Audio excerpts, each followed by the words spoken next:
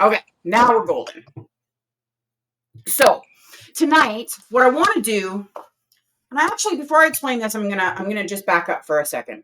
One of the things that I've been drawn to or channeling that needs to come in to our world so much more is honest communication from the universe. Okay, so I've been very drawn to talk about emotions, our inner psychological workings, the way that we function versus the way that the universe sort of sent us down here to function.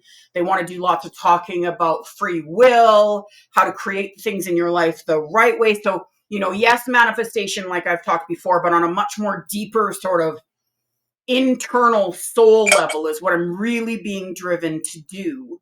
And it's been unbelievably overwhelming. So through this process, I've started a YouTube channel. I'm creating other programs. I'm doing recordings all the time. I'm starting to open up some of my evening classes like this so that you guys can get a chance to actually deal with some emotional stuff. And where this all started coming from for me, just so you can understand, is it feels like, and I have been told that we have been under psychological warfare for 4 years. Now, we've been under it our whole lives, but we've been under extreme psychological warfare for over 4 years.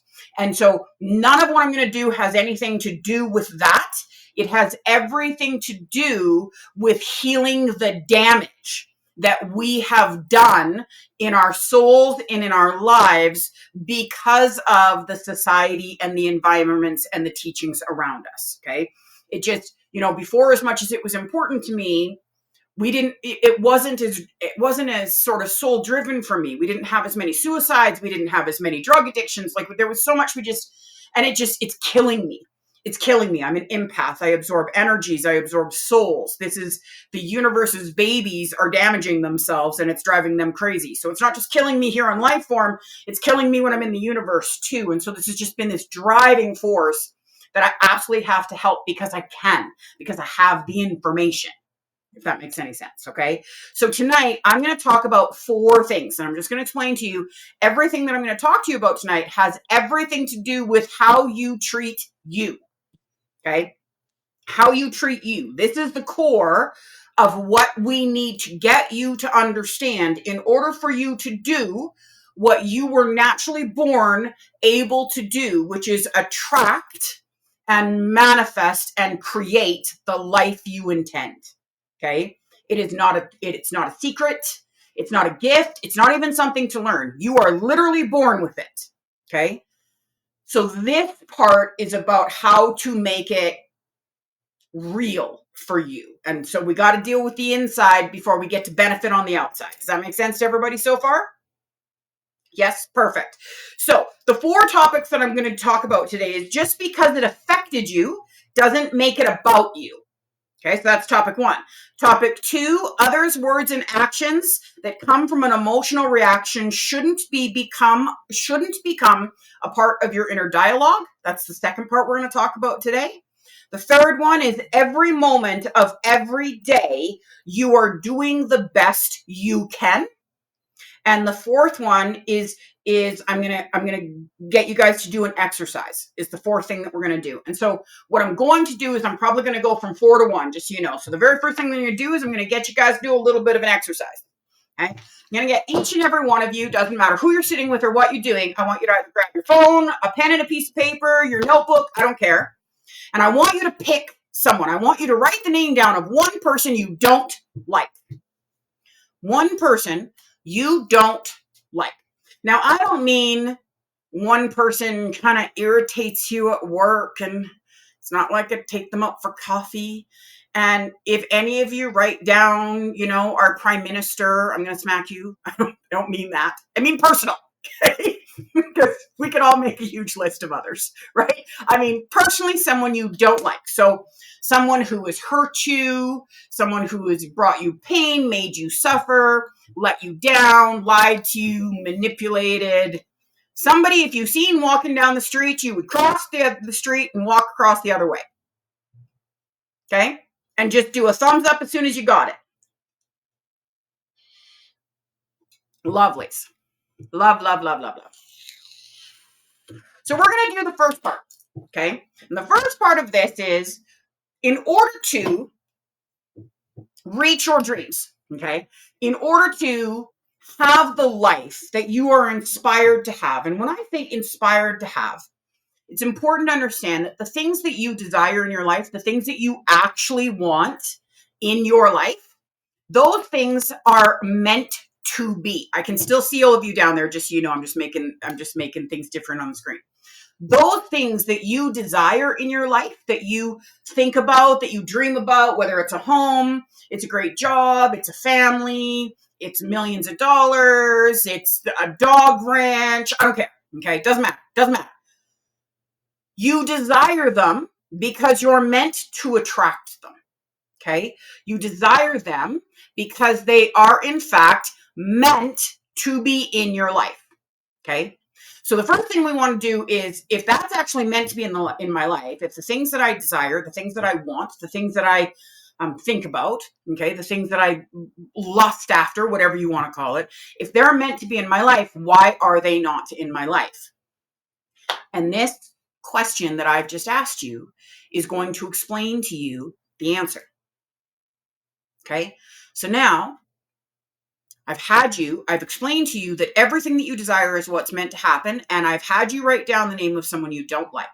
So now I want you to imagine in your mind for just a second that the universe grants you $50 million today. Today, you get off this session with me, you go to your bank account, you got $50 million in the bank. Nope, wasn't an accident. It's yours to do with what you please. Now, I want you to think for a second about that person that you hate. I want you to think about that person that you hate. And I want you to be totally honest with yourself. You don't need to answer me. I want you to be totally honest with yourself.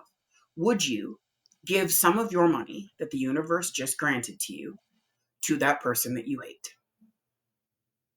Would you help that person that you hate? Would you take care of that person that you hate? And some of you are going to say absolutely not. Okay? And some of you, if you've done some work on yourself, are actually going to go, you know what? I would, because I don't want to see anyone suffer. I don't want to see my friends suffer. I don't want to see my enemies suffer. Okay? Some of you are going to say, I don't know. Some of you are going to feel like it's a trick question. But your answer to this question answers. Okay, so some of you are going to say if they were in deep need, and I love that answer, but give me a second.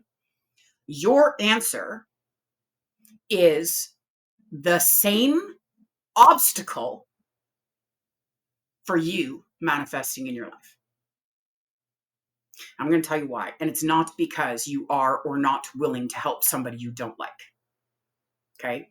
It's because by nature, we don't want to take care of, to give to benefit people that hurt other people, people that we don't like, people that have hurt us, people that have harmed us, people that have made us feel like we're not worthy. It is not our natural response to want to help them. Okay?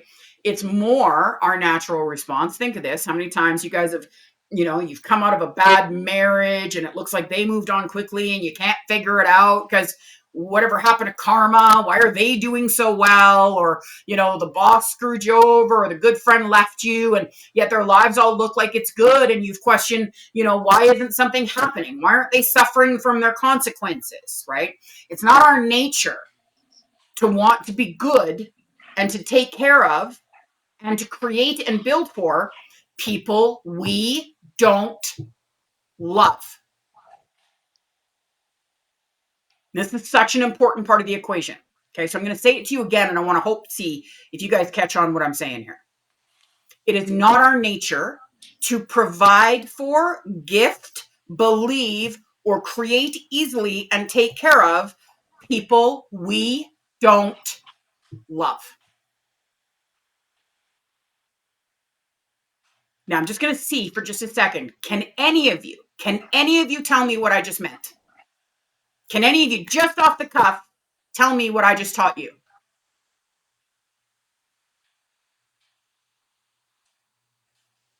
If you can, just unmute your mic.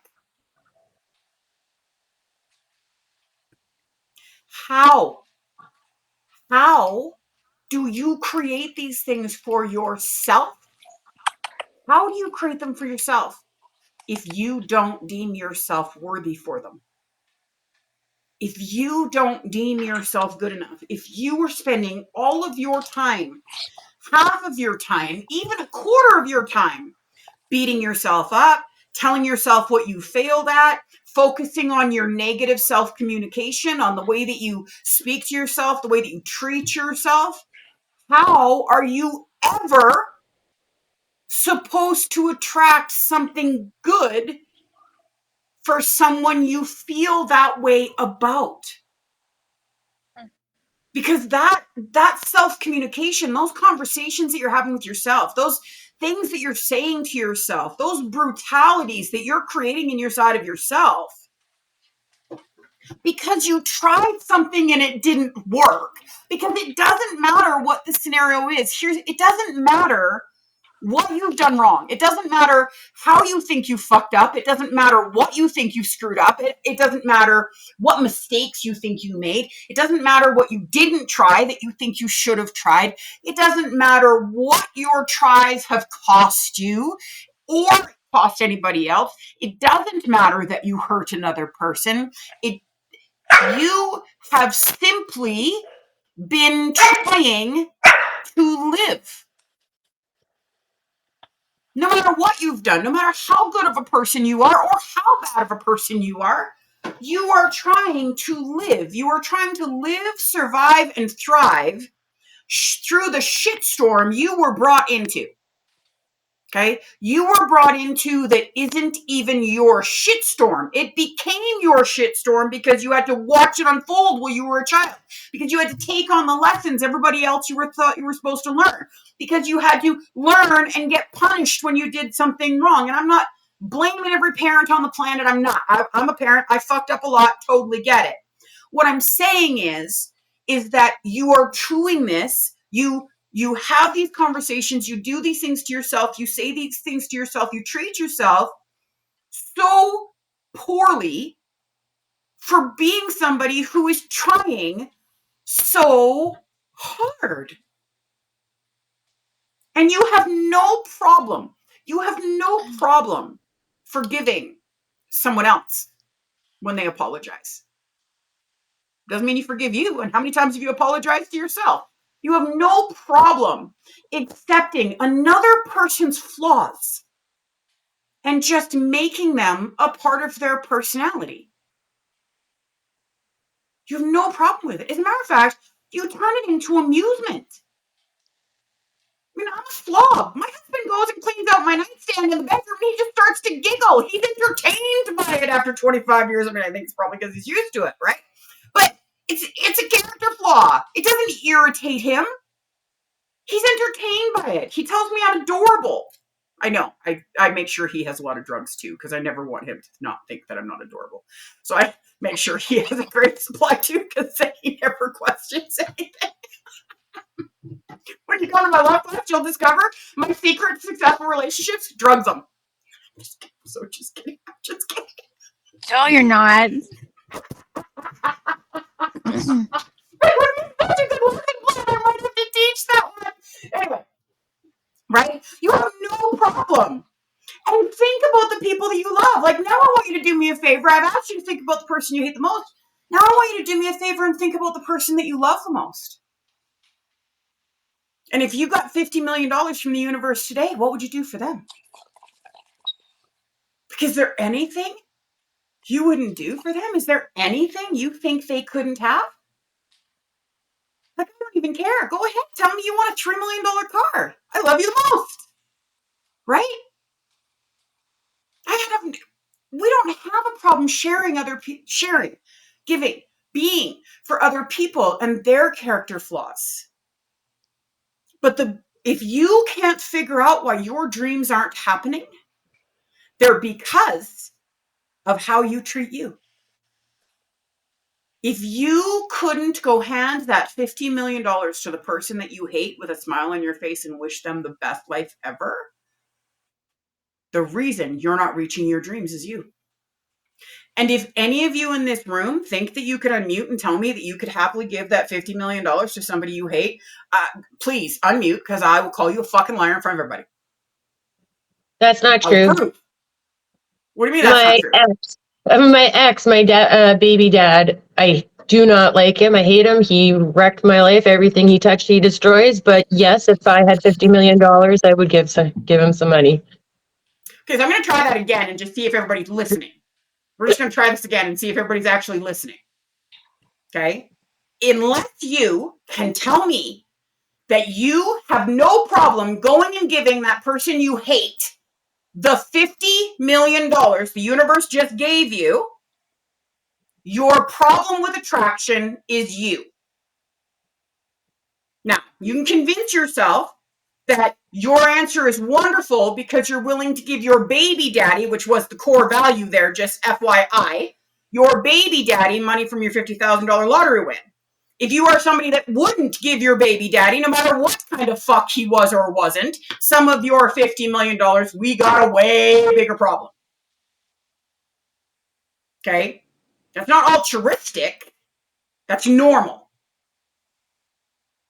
Unless you are willing to give everything that the universe granted you to the person that you hate, you are the problem in your attraction. But the reality is, nobody is willing to give the $50 million to the person that they hate. Nobody's going to be able to answer me that. Nobody, not one person is going to be able to answer me that because it's not true. Right? The level of how much you would be willing to help somebody that you don't like, that you don't trust, and that you hate is the level of how well you're able to attract for yourself. And it is still not enough. It is still not enough, but it will tell you the level of your restrictions. Because it is not our nature to nurture, care for, guide, and unconditionally give to someone we don't love. So then the question comes in, what do I do about it? Because with any luck, at this exact moment, you all know that you don't love yourself enough to make sure that you get your dreams. And how you start to get around that is you start to look at all of your experiences, all the things that you've done in a much different light. Because everything that you think you've done, that you think you've made a mistake at, brought you to something even better. There is not one amazing thing that you can look at in your life and not tell you that it came after something awful. Not one. And the reason I can say that with such assurances is not because I'm a clairvoyant. It's because you wouldn't know how wonderful those things are if you hadn't experienced shit before that. You wouldn't know how great it is. Right? People say to me all the time how lucky I am because I'm so lucky to be married to the man I'm married to. And it is without a doubt. I mean, take one look at my finger. You have no doubt I am a spoiled, high maintenance queen. Okay. There's no doubt. I am absolutely spoiled. I am treated like a goddess. My idea of making a tea is, honey, can you make me a tea? Okay. I have no idea how our washing machine works. Couldn't even tell you because I'm lucky I know what room it is. And the only reason I am is because I've seen Brian at it. So I know it's there. Right. I couldn't tell you how my dishwasher turns on. Like I am literally, okay. I am beyond spoiled. Okay. No doubt about it. But one of the reasons that I am so spoiled in my life is because I am so aware of how lucky I am to have the person that I have. And I make such a point of him knowing all the time how aware I am of how lucky I am to have what I have, right? I want you guys to think about this for a second. When you experience something wonderful and you share that experience with the person that made it wonderful, what do they want to do? Do you guys know? You make them feel so good by appreciating them and acknowledging them that they want to do it more. They want to do more. Okay. And do you know why you go out of your way to make sure that they know it? Because you've experienced shit. You know what shit looks like. You know what good looks like, and you never want to not feel the good.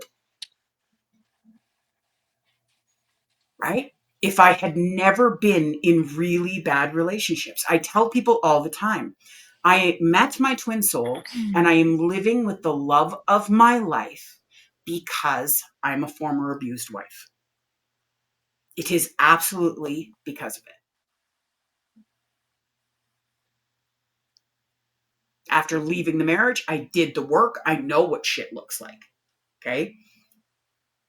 As soon as I got into this relationship and I started to get treated a way that I'd never been treated before, I mention it all the time and I treated it all the time. This is twofold. Okay. We beat ourselves up all the time for the mistakes that we make. The mistakes that we make lead us to some of the most phenomenal places. They lead us to some of the most phenomenal places. And we learn so much. The difference between success and failure is when we choose to give up. Okay. And if you think, so now we're going to go back to your limitation is how you feel about yourself. Your limitation in attraction is how you feel about yourself. Now I'm going to jump to when you realize that something is good in your life and you acknowledge it really well and you tell the people who are doing the good to you how good they're doing to you, they want to give you more, which then comes back to the better you start speaking to yourself and communicating yourself, the more credit you actually start giving to yourself. What do you think is going to happen? You'll probably end up doing your laundry in your sleep, but you don't even remember you're the one who has to do your own laundry because you're not lucky enough to have a Brian. If you start talking to yourself better, you're going to start wanting to do better things for yourself. Are you guys seeing where I'm going here? You don't even have to treat yourself special, my friends. I know each one of you are absolutely capable of loving someone with flaws. I know you are. First of all, because 3/4 of you in this room love me. And we all know I'm flawed. Okay? But also, I know you have people in your life. I mean, literally, how many of you have fucking pets? They're assholes. Okay? I don't care how wonderful they are, and I am speaking as a mom of a lovely black hellspawn cat. Satan's little spawn. Literally. Harley Hellspawn Green is his name. He is Satan reincarnate. Yeah, you're shaking your head no, Mel, but it's because it's Harley and he likes you and he comes near you and goes, "Hi, Auntie, it's so good to see you. Do you have anything for me?" He's an asshole. But like every pet owner on the planet, okay, like the rest of you that are pet owners, how many times do you love your animal even when your animal is an asshole? Like, have you thought about the things that your animals have done? Because I've replaced more furniture because of my animals than I did my kids, and my kids were idiots. I love them. But, I mean, I had 3 boys. They were jumping on the fucking couch. Let's just be honest. Right? Like, but do you guys see where I'm coming from? We know you're capable of being good to someone who's flawed. We know you are. So try doing it to you. Because the only way you're going to get what you really want is if you believe you deserve it. It's the only way it's going to happen. You gotta believe that you deserve it. Everybody's looking for these secret miracles or these genie in the bottles, and you know what? I market too. Okay, I market too. So absolutely, I'm going to teach you all kinds of shit, which works. I'm not saying it doesn't work. Okay, but you don't need any of it. What you need is to be worthy, especially if you're attracting it for you. Now, just FYI, it's why it's easier for some of you to attract it for your children. But I will let you in on a really big secret. If you do all your attracting for your children, like I did, which was create a very successful business and build a really wonderful life and live in a gorgeous executive home with a swimming pool so that my children had a really good life, you go into a period of you are seriously fucked once they become adults and leave the house, just so you know, because all of a sudden you lost your reason for manifesting. You have to actually deal with your shit. So, might want to learn now. have to go through the 4 years I went through after my children left. Good news, I love me now. Right? So now we're going to go into every moment. Okay, this is the thing. We are constantly creating these unbelievably ridiculous expectations of ourselves. Like we shouldn't make mistakes. The unbelievable expectation that we shouldn't stumble, that we should know better. How many times have any of you said to yourself, I should know better? Right?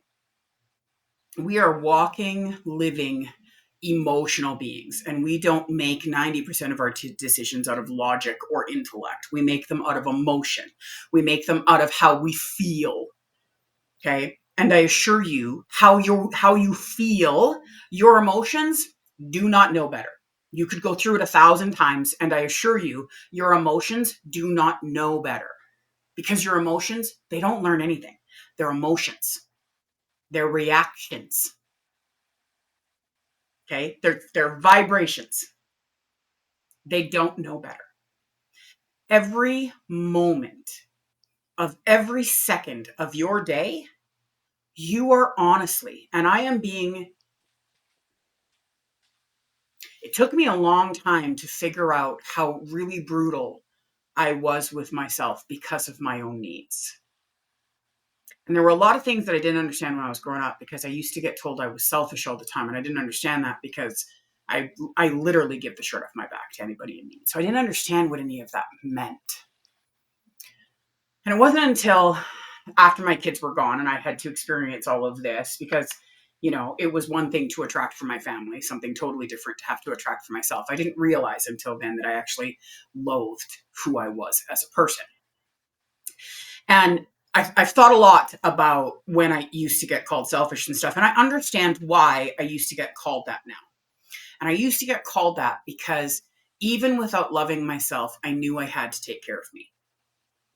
Even without liking myself, I knew I had to take care of me. So I spent a lot of time with myself, and I always had my baths, and I took my downtime, and growing up that was an issue, and with, you know, teachers and stuff, that was an issue because if I didn't want to learn, I just checked out, you know. So I finally was able to realize why everybody thought I was being selfish. But the thing that you got to be able to sort of grasp is in every second of every moment of every day, you are honest to God. And I am so serious about this. You are honest to God, doing the best you fucking can. At that exact second, you are doing the best you can. Now, here's the deal. Sometimes the best you can do is absolutely shit. Okay? Sometimes there are moments where everybody should just be really lucky you opened your eyes or got out of bed. Life isn't always easy, and emotions are not always fun. As a matter of fact, they're not fun most of the time. Okay. And life is not actually easy most of the time because this isn't our playground. This is our schoolyard. This isn't summer holidays. This is your education. This is your soul's curriculum. You are in school from the moment you take your first breath to the moment you take your last. This is not a playground. This is not your summer holidays. This is not your time after work. This is your work. That means it's not always fun. Okay. That means you're going to be exhausted and barely show up. It means you are going to be so overwhelmed or scared, you're going to take shit out on other people. It means that you have created and established fears inside of yourself that you're going to do anything you possibly can to prevent from coming true because you're so scared of them. You're going to manipulate people because that's all you have the energy to think like at that moment. You're going to screw up, and you have many times, just like the people that you love have screwed up many times. And some of you, so this is the other thing. This is the other thing that we do. We grade how we should feel about ourselves based on what we see in other people. And that is so crazy foolish because it doesn't matter how well you think you know someone. unless you are living in their shoes, you have no idea what they've been through or how they got to where they are. You have no idea if it was given, earned, handed, stolen. You don't know. The only way that you can ever fairly grade yourself is against yourself, because it is the only soul you know beyond question. So if you want to grade yourself, if you want to measure yourself, ask yourself if you'd have done something different 5 years ago, because you'll discover how much you've grown, how much the energy that you're putting out, your energy of trying in this second is better than your energy of trying was a second 5 years ago. Every moment of every day, you are doing the best that you can. And think about that for a second. Think about how much harder it is for you. Think about if you've ever been in a bad relationship, a toxic relationship, okay, with someone who belittles you, no matter what kind of relationship it is, whether it's a parent, whether it's a sibling, whether it's a spouse, and they've belittled you, and they've told you that you're not good enough, that you're selfish, that you don't think before you act, okay? They ask you why you would think of doing such a ridiculous thing. Think about a toxic relationship and think about how hard it is to constantly give of yourself to that toxic relationship, to that toxic partner. Eventually, for most of us, we'll eventually walk away from that relationship. Don't you think? Don't you think eventually you'll get treated so poorly that you'll eventually walk away? But here's the thing. You don't get to walk away from you. You don't get to walk away from you. You don't even get to check out from you. You don't even get to commit suicide and walk away from you because you're still stuck with you. Nothing can get rid of you. Nothing. You're still going to be you when you're dead. Because you is your soul. Right? Think about how hard it is to make good choices, to do good things, to keep the house clean, to when you're in that kind of relationship. So when you want to grade how well or how poorly you're doing in your life, grade it from being in a toxic relationship, because you, my friends, are in a toxic relationship with yourself. And you treat yourself worse than you actually let toxic people treat you. When every moment of every day, you are literally doing the best that you can. Now, here's where the next thing comes in. We create our stories. A lot of you don't know this, but we create our stories, this toxic relationship. We develop this toxic relationship that we have with ourselves based on other people's opinions and other people's actions. Okay, I want you to think about that for a second. So I'm going to get you to think about you again for just a minute. I want you to think about the times that you have been, things were crazy at work and there was constant struggle, problem, and you spent the entire 10-hour day or 9-hour day or whatever it was problem solving. And then you get home and your kids are screaming up like they're just screaming up murder and being little assholes, obviously, because your attention is all overwhelming. And then your husband comes home or your wife comes home and they say something, just something little, and you lose your mind. Right? You start yelling and screaming and losing it. I want you to think for just a second about times when you have hurt other people with your words, actions, or opinions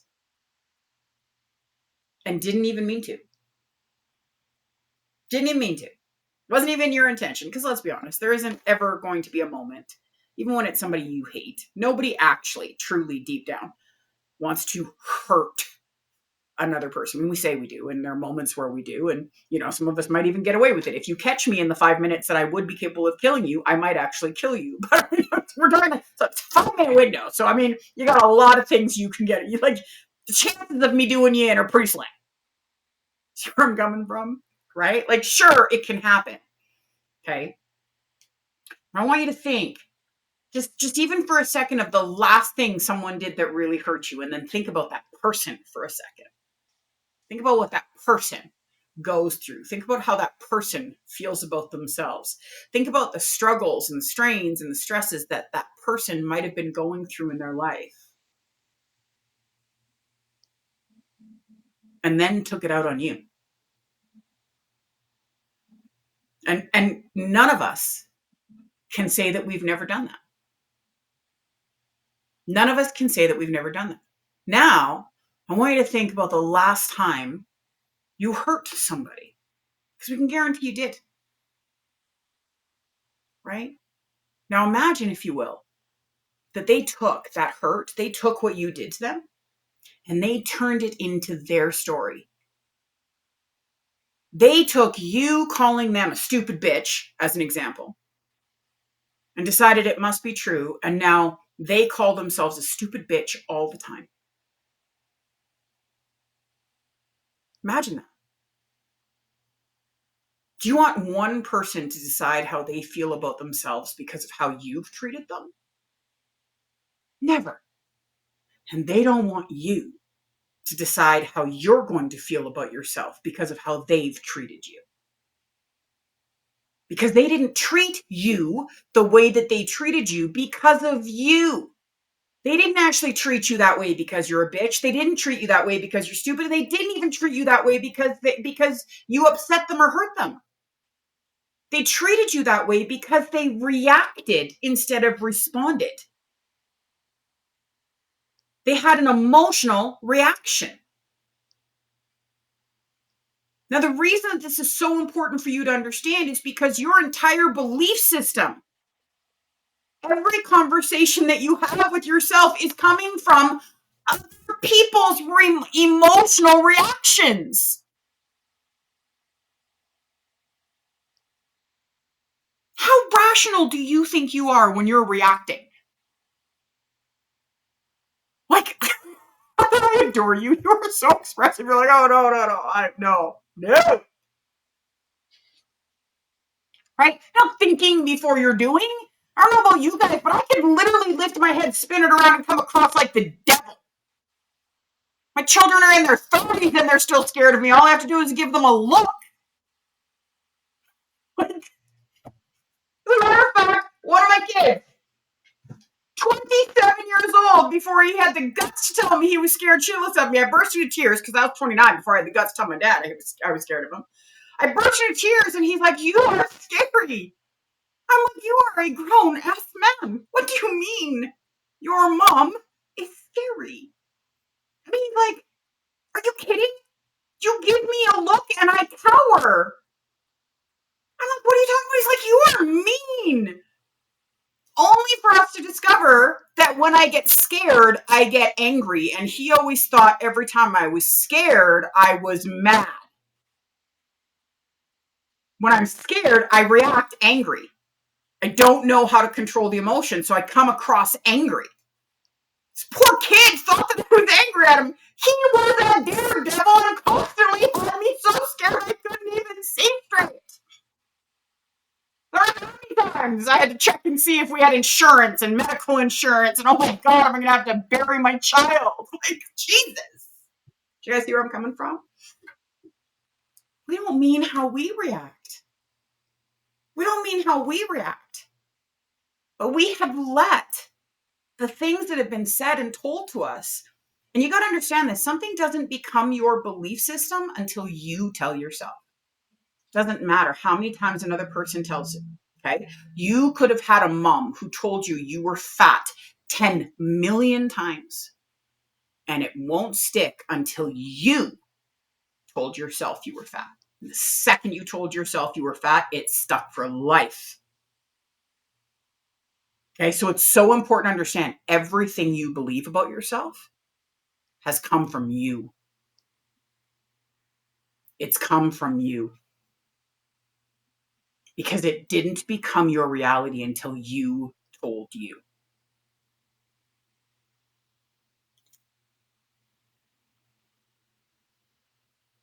You don't have to fit. I learned this incredible thing. Like I told you guys, my dad died. And just for those of you that don't know, I had taken a time out from my family. And I hadn't talked to them in over a decade. And my sister, who I hadn't talked to in over a decade, is who contacted me right away. And because my sister contacted me, I had the opportunity to get to say goodbye to my dad. And with my dad dying, I have reconnected with my family and have had the conversations and the apologies. And when this all happened, this incredible thing happened. I was, so I'm just going to share this with you guys so you can understand, because it's how I learn things that I'm going to teach you. So when my dad came into me and took over, and because he wanted to talk to his girls, and he took my phone, and on the notes, he wrote this big, long message to my mom and my sister and me. And I felt so guilty. Okay. I need you to understand, as a human, first of all, I had no idea that I could actually, regardless of what I do for a living, I had no idea I could actually channel my father 4 days after he was gone. And he kept trying to come talk to me, and I kept feeling like it was my imagination, So when a lot of you ask me, how do you know when it's not your imagination? Just so you know, when it's your own life, you always think it's your imagination, right? So I really thought it was my imagination, which is why I had to push through to trans-channel. And after it was done, I bawled for hours and hours because I felt so guilty, because I didn't think that I deserved to be able to feel my dad. I was gone for 10 years. My sister was there with him every day. My mom was there with him every day, right? And I felt so guilty, and I cried so much. And the next day, I got pushed by him, and he's like, "Did you contact your sister?" And I'm yelling in my office to something I can't see. And I'm like, "I'm not contacting my sister." And he's like, "You got," like, and he's pushing and he's pushing and he's pushing. I was so scared he was going to come through again. I'm like, "Fine, I will message her. But if she's busy, this isn't happening." And so I messaged her, and I was just, "Hey, how's your day going? What you doing? You got any plans right now?" And she's like, "No, I'm just sitting here having a cup of tea. What are you doing? Feel like talking?" I'm like, now I actually have to call her and tell her about what happened. So I called her, and I'm bawling my face off, and she's like, "You got to tell me what's going on." And I'm like, I'm so sorry. And I'm so embarrassed because I can't even tell you for sure if it was dad. And I feel so bad if it was. And I'm just like, I'm losing my mind, Tammy. And she's like, "Carlin, stop. We've been waiting." And I'm like, "What?" And she's like, "We knew that dad would come to you. We knew he could come through you. We've just been waiting for him to come through you. Stop it. What happened?" And she's so unbelievably excited. I haven't talked to my sister in over 10 years. She's so unbelievably excited. And so I say, "Okay, well, it's all been written down." And I'm crying, and I'm reading it to her, and she's crying, and I'm crying. And she's like, "That's absolutely dad." And so I send her a copy because she's going to go see my mom later. And she's like, "Carlin, you got to stop this." So I calm down after I get off the phone, and I go up a tub, and I'm halfway through my tub, and my sister calls, so I answer it right away thinking something's wrong. And she explains to me that she can't get it all to come up on her phone. So would I be willing to tell mom what dad had said, and would I be okay with that? And she's like, my mom's in the background going, if you're uncomfortable, sweetheart, you don't have to. And I'm crying. I'm like, I wasn't scared of telling you I'm a fucking psychic. I was scared to be a channeler with my sister. My mom's killing herself laughing in the background. I don't care if you don't approve of what I do, right? So anyway, I share everything, and my mom's bawling, and she's like, "This is why your dad said this, and this is, and absolutely, this was dad." And I'm telling them both how sorry I am. And my mom stopped dead silent for a second. She's like, "Carlin Ray, you listen to me. I am really tired of not getting to know my psychic who's a daughter because you refuse to share her with me because you have this belief that we don't fucking believe in you." And I'm like dead quiet. And she's like, "We have all believed in you. We have always believed in you. And unless you've forgotten, we lived through the hell of you figuring this out with you." And everything in my life changed.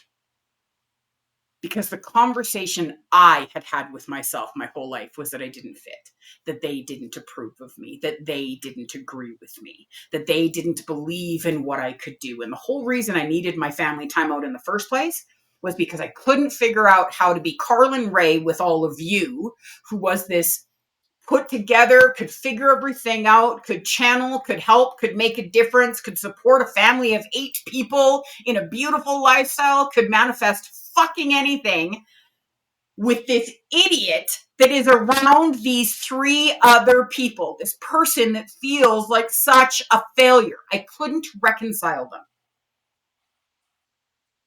So I just got rid of the one that felt like a failure. I just removed it from the equation.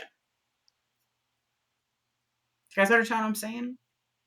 Because number 1, we do the best we can at every moment. And number 2, the stories that we tell ourselves are just like you play the telephone game with yourself all the time. You know, I talk about it with religion all the time. How can we possibly, I'm not judging, I'm absolutely God-loving, but how can you possibly believe every word in the Bible that has been rewritten so many freaking times? If I can teach an intuitive class with 15 people and I can whisper into one of the person's ears, I ate a banana, and it comes down to Harley went and chased monkeys in a forest because they wanted a banana.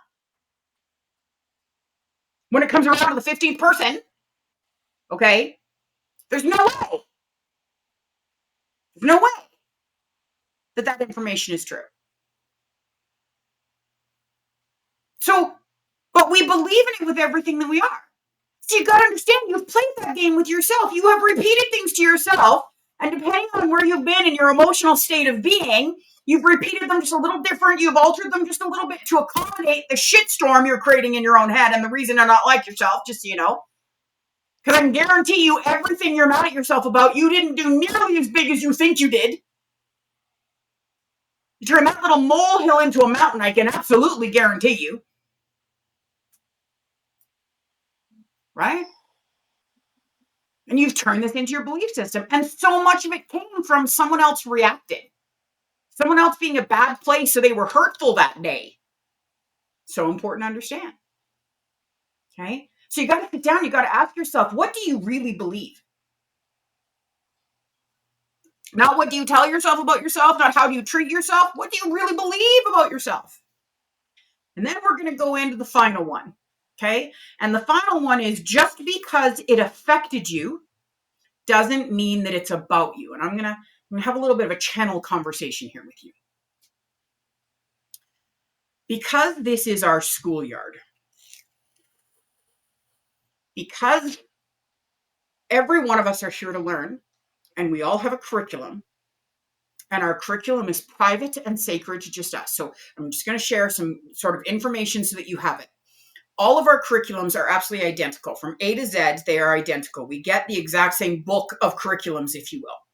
Okay, from the beginning of your soul existence till you graduate and go off to university, you all have the same curriculum. But every time we come here to our private school, the easiest way for me to describe it is like we go into a confessional booth and we plunk out parts of our curriculum that we want to take with us. Okay? So if you think of life like it's a private school, but it's a private self-teaching school. Okay? So you're in a boarding school, but it's self-teaching. So you pick your teachers, you pick your lessons. Okay? And you may have picked, B, D, F, and G, and the person beside you picked A and Z and H and L, right? So we all have the same curriculum. We just might not be. I signed up to too many classes this time. So that was awesome. You should probably go back to the principal and ask for some spares, right? So we all have the same curriculum, but we're all choosing our own chapters of them. So we don't know if our chapters are matching the other people, okay? And it's your chapters that you've brought with you that are private. Just so you understand, the universe does not know what chapters you chose. This is a private thing. This is just your soul knows this, okay? So you've come with this curriculum, but you have free will that's attached to it, and you get to pick and choose how you're going to learn because it's all self-teaching, okay? Now, the reason that you need to understand this is because how we learn is through experience. Doesn't matter who you are. How you learn is through experience. Now, what that means is, just so you can understand, Our world has to have evil and it has to have good. We have to have murderers and we have to have people that have been murdered. We have to have rapists. We have to have rape. We have to have pedophilia. We have to have child molestation. We have to have murder. We have to have robbing. We have to have succeeding. We have to have poor. We have to have wealthy. We have to have everything. And in the existence of your soul, in order for you to graduate, you will have experienced every one of those things on both sides. Now, I'm just going to let you in on some fun little FYI. If you ever want to understand what you have experienced on a soul level, just sit down and think about all the awful things in this world. And if you can empathize with any of those awful things in this world, you have experienced it. It has already been fulfilled in your contract. That's why you don't have a visceral reaction to it. Okay. I'm just going to give you an example. I teach an unconditional love class in my intuition, and you'd be surprised how many people can get pretty visceral when I make one of the questions about pedophiles. And I look at them all and I'm like, your soul have not experienced that yet. Right? So that's how you can tell what you've experienced or what you haven't. But all of these things have to exist. Okay, they have to exist. That's how we learn. We learn through experience. Now, the reason that I'm sharing this with you is because some of you have had some very serious traumas. Okay, total honesty. Total honesty. Some of you have been abused. Some have been molested. Some of us have been raped. Some of us have been robbed. Some of us have been left behind, right? We've all had trauma, and some of us have had severe trauma. And as much as we are participants and we learn from them, we have to understand that it's not just our lesson. It's theirs too. It's theirs too. So it's not just a victim's lesson. It's a perp's lesson too. And most of how we get through our curriculum, because we're born with free will, most of how we get through the things in our curriculum is sort of like by a wing and a prayer. It's like, right place, wrong time, right place, right time, right? And as much as it is in our contract, so I'm just going to use an example. All of you know that I'm a formerly abused wife, and one of the ways that he would abuse me is he would force feed me. I'd have to make 2 trays of brownies every day. One would have to be at the public coffee pot in case any of his friends wanted to show up. There always had to be fresh coffee and brownies. And then the other one had to be under our bed. And he would actually force feed me a tray of brownies every day. He would force me to eat them. And then he would rape me. And I understand, just for the record, that all sounds really brutal. And it was. I'm not saying it wasn't. But one of the reasons that I have been able to process it, work through it, not bring it into this relationship, be in the position that I could actually send him roses and a thank you card and mean it sincerely, and would truthfully help him. And I have no reason to now. He's no longer my baby's daddy. They're all adults, so he might be their dad, but he's no longer their daddy. I have nothing to prove to them. I would absolutely help him. Without a doubt, I would. Would I give him 50 million? No. Right? But I would absolutely help him. And the reason that I've been able to get through all of that was not the intense counseling that I went through, because the intense counseling that I went through tried to validate how I was feeling. And I didn't need validation. I needed understanding that he was broken. I needed to fully understand, recognize, and acknowledge that he was punishing himself, that he was in fact broken, and that I absolutely suffered. But if it wouldn't have been me, if he'd have married someone else, when he did marry someone else, it was her. And before me, it was a different her. So I happened to be right place, right time.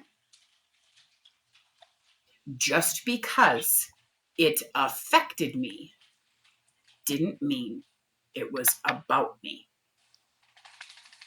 So I could own it and I could make it all mine and I could turn it into my other reason not to care about myself, to think that I'm not worthy, to think that there's something wrong with me. Or I could understand that it happened because there was something wrong with him, not because there was something wrong with me. There was something wrong with him. And that does not mean that it didn't affect me. But I can experience it. I can experience anything in this life, and so can all of you, without owning it. It's not mine to own. It affected me. It wasn't about me. So I've never fell into the victim mentality. Never once have I told myself how I deserved it, what I did wrong. And the only conversation, and this is straight truth, the only conversation that I've ever been able to have with myself about it is how proud I am of how I'm capable of surviving. There's very few things I question whether I'm capable of because of the things that I have survived. There's not a whole lot that could take place in this world that I don't think I can handle. And that's not, and you'll notice I'm not saying I have been unlucky and had a lot of bad things. I've made a lot of choices, man. I created 3/4 of the shit that's happened to me. Don't misunderstand. But at no point do I feel like a victim. No point do I feel like I have anything to prove to another person. At no point does any part of me get to be owned by another person. Doesn't get to happen. Because just because something affects me doesn't mean that it's about me. And it was so funny. I don't mean funny, haha, but in September, we had just had to move. My husband was rushed into the hospital with 5 heart attacks and had to go in for a procedure at 50 years old. And the day that my husband came home, my father died of a ruptured aorta in his back from his heart. And he wasn't going to make it for Stars Ambulance to get him from Fernie, BC to somewhere to help him. So I had to say goodbye to my dad on the phone. Brutal. It was a brutal month. It was a brutal month. And I have so many lovely clients, and so many of them went, "Oh my God, Carlin, I'm so sorry. Are you okay? How are you dealing with this?" And then some of my students were like, "So can you help me understand why all of this is happening to you? Like, how did you manifest this, Carlin?" And the reason I'm sharing that is because I remember as soon as it was asked to me, I had this big smile on my face, but just because it affected me, doesn't mean that it was about me. I was not actually in a hospital bed. I did not have a heart attack. I did not. I'm not on blood thinners. I did not have a heart attack. And I was not in Fernie bleeding out. I had to move. Okay? That was about me. Sure. But do you see what I'm saying? Things affect you all the time. It doesn't make it about you. But because you make it about you, it gives you another reason to not believe you deserve all the incredible things you want in your life, because how you know you deserve them is that you want them, and how you know you can have them is that you believe you deserve them. Do you guys want me to say that again? How you know you deserve them is that you want them. And how you believe you deserve them is how you treat yourself in what you deserve. You have the proof that you deserve it because you want it. It's universally driven. It's in your curriculum. It's in your contract. It's in your soul. You're supposed to have it. And the only reason you're not giving it to yourself is because you let other people in other situations dictate how you think about you. How fucking ridiculous is that? You won't even allow these people in your life anymore, but they've been allowed to affect how you feel about you for the rest of your life? Crazy.